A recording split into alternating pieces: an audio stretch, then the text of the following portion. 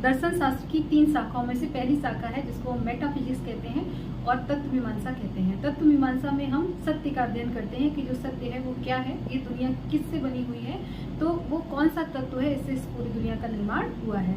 दर्शन शास्त्र की यह शाखा में अस्तित्व, सत्य की वास्तविकता का अध्ययन करता है, रियलिटी जिसको कहते हैं।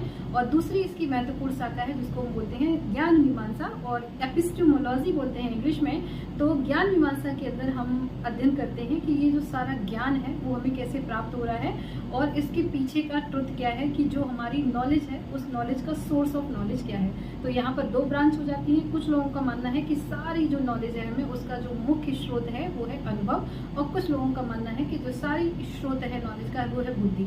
तो यहाँ से अगेन 2 ब्रांच हो जाती है एपिस्टेमोलॉजी की। एक को बोलते हैं रैशनलिज्म, जिसको हम अनुभव यहाँ पर रैशनलिज्म या बुद्धिवाद भी कहते हैं, और दूसरा जो ब्रांच है जिसको अनुभव एक्सपीरियंस यानी कि इसी से एम्पिरिज्म की उत्पत्ति होती है। तीसरी जो मुख्य ब्रांच है उसको बोलते हैं एक्सियोलॉजी।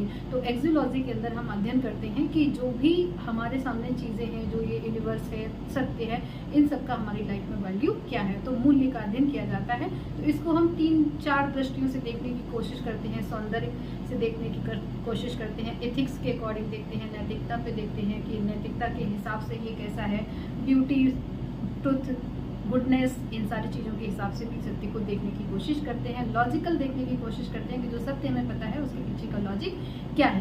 तो दर्शन शास्त्र की इन 3 शाखाओं में अलग अलग तरीके से अलग अलग चीज़ों का अध्ययन किया जाता है। तत्व मीमांसा, मूल मीमांसा, ज्ञान मीमांसा।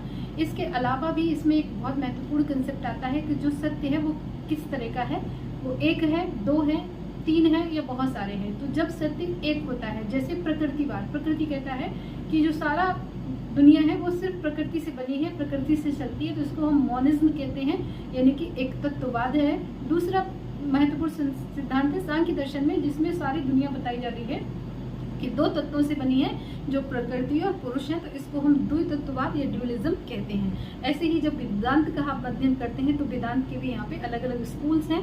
उन अलग अलग स्कूलों में जैसे अद्वैतवाद, द्वैतावाद, द्वैताद्वैत, भेदाभेद, वहाँ पे अलग अलग तरीके से हम अलग अलग शाखाओं में उसका अध्ययन करते हैं।